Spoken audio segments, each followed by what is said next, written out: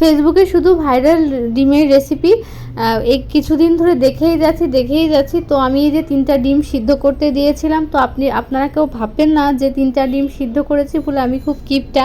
আসলে আমি ডিম পছন্দ করি না, শুধুমাত্র আমার হাজব্যান্ড আর আমি খাবো। এই কারণে হচ্ছে আমি হয়তো 1 পিস খেয়ে টেস্ট করে দেখব, আর বাকিটা হচ্ছে আমার হাজব্যান্ড খাবে, রিদ্ধি খাবে না। তো এই যে এখানে হচ্ছে বিভিন্ন রকম জিনিসপত্র নিয়ে নিয়েছি যা যা লাগে। তো এই যে এখানে হচ্ছে শুকনো লঙ্কা ভালো করে হচ্ছে আমি 2টা শুকনো লঙ্কা আমি একটু কমই দিচ্ছি, কাঁচা লঙ্কা, ধনিয়া পাতা, শসা কুচি, তারপরে লেবু নিয়ে নিয়েছি এগুলা দিয়ে। তবে বিট লবণটা আমার বাসায় ছিল না, তো এই কারণে আমি লবণ দিয়েই বানাচ্ছি আর কি। কোনো অসুবিধা নেই, বিট লবণে এমন বেশি টেস্ট হেরফের হবে না আমার যা মনে হয়। তো এই যে এখানে 1 খণ্ড লেবুই আমি দিয়েছি, আর কাসুন্দি দেবো, রাঁধুনির কাসুন্দিটাই দেবো, যেটা আমার ঘরে আছে সেটাই। তো দিয়ে এটা সুন্দর করে মাখবো আর কি। এখানে আমি একদম মিডিয়াম সাইজের একটা শসা নিয়ে নিয়েছি, বানিয়ে দেখবো আসলে কেমন লাগে এটাই আর কি।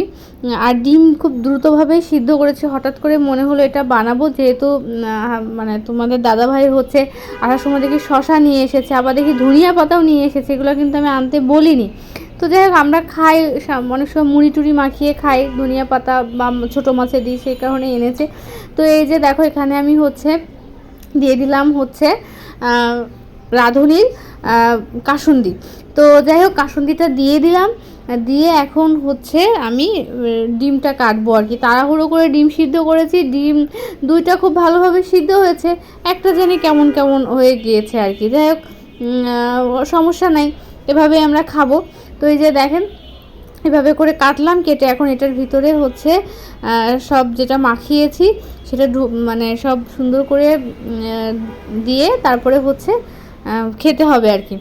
তো জানি না কেমন হবে, দেখতে তো ভীষণ সুন্দর হয়েছে। আপনারা কে কে বানিয়ে খেয়েছেন অবশ্যই কমেন্টস করে জানাবেন। আমি খাওয়ার পরে আপনাদেরকে লাস্টে বানিয়ে নিই, তারপরে হচ্ছে রিভিউটা দিব আসলে এটা খেতে কেমন। তো যাই হোক যে মামা এটা বানিয়েছে তার মাথায় আসলে অনেক বুদ্ধি আছে, এটাই বলবো আর কি।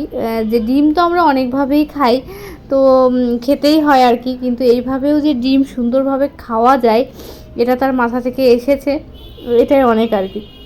তো এই যে এর ভিতর দিয়ে দিলাম আর একটা জিনিস, সরিষার তেল কিন্তু আমি দিইনি, একটু সরিষার তেল আপনারা দিবেন, আমার এটা মনেও নাই সরিষার তেল মনে হয় একটু দিতে হয়।